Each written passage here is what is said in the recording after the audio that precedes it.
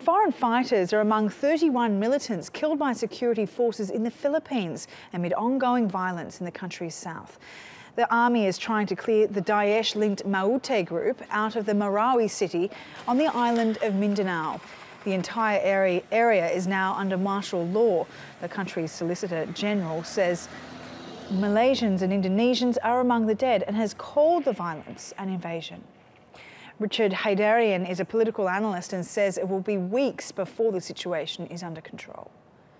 It seems that this operation was a revenge operation in response to a Tuesday raid by the government against Isnilon Hapilon, the head of the more or less the ISIS, emerging ISIS branch here in the Philippines. So when that operation failed, and then President Duterte and bulk of the cabinet, including the National Security Advisor, were in Moscow, thousands of miles away, I think they felt emboldened to rampage across the city and take hundreds of people for hostage and drive thousands of people away from the town. So the situation, I think, will take weeks before it gets fully under control. This is just the latest reincarnation of extremism and conflict in a region that has been racked by insurgency and terrorism for at least 4 decades. This is one of the longest running insurgencies in the world.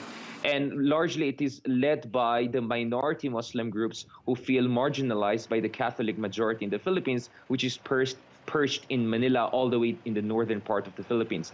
But now, of course, there's a new element because you're talking about ISIS. My sense is that as the Daesh or ISIS gets pounded in Raqqa and Mosul due to coalition operations, they're trying to expand internationally and are finding other places in the world that they could actually branch out. Now, the situation in the Philippines is not yet like in Nigeria, where the Boko Haram was conquering almost the northern parts of the country, but it could get there if the Philippine government doesn't respond to the terrorist attacks, and if the government doesn't resuscitate, peace process negotiations with major insurgent groups like the Moro Islamic Liberation Front.